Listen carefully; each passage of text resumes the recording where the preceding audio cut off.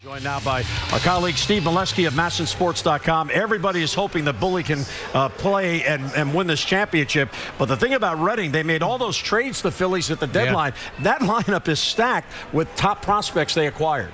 It's a good lineup, and one of the best lineups in the Eastern League that the Baysox have to overcome here. And as you said, a lot of trades. The Cole Hamels trade has benefited Reading. Jimmy Rollins, several moves they made. So the Baysox have struggled against Reading this year, 2-5 in the regular season, and last night's loss. But, Jim, they're riding high because Bowie had never, ever even won a playoff series of the 23-year history of the franchise until they beat Altoona to get to the championship series. So I know everybody in Bowie is very excited. Hopefully there'll be a lot of fans there for Game 3 tomorrow night, and they can get back in this thing and maybe win an Eastern League championship. And one of the players on that team, Trey Mancini, he began the year in Frederick, did well there. He was promoted. He's doing even better in Double-A.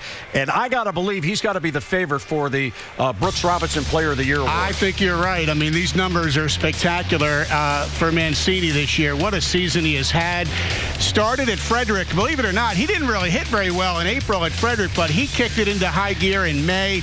Late in the year, he was still hitting so well for the Baysox. Gary Kendall, the manager, said he hit everything they threw at him. He was hitting some high-level pitching. He takes a very professional at bat.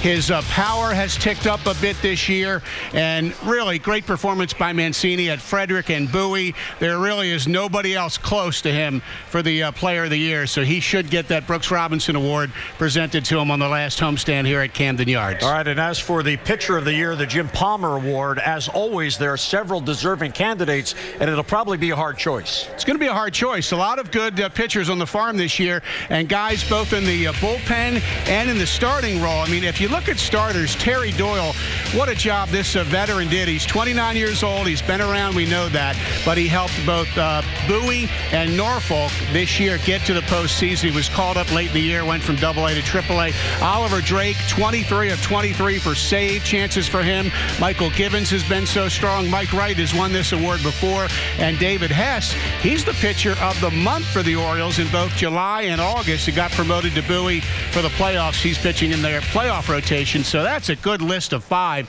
who really have had strong years, Jim. Maybe Oliver Drake is a slight favorite over Terry Doyle, but you could pick any of those 5, and I think the Orioles would be pretty happy with it. All right, and you'll be at Bowie tomorrow night for Game 3? I will. I hope to see a lot of people out there to support the Baysox. First ever Eastern League Championship Series appearance for Bowie. You're not going to go camp out tonight, are you? I'm not going to camp out. I'll stay here tonight. Okay.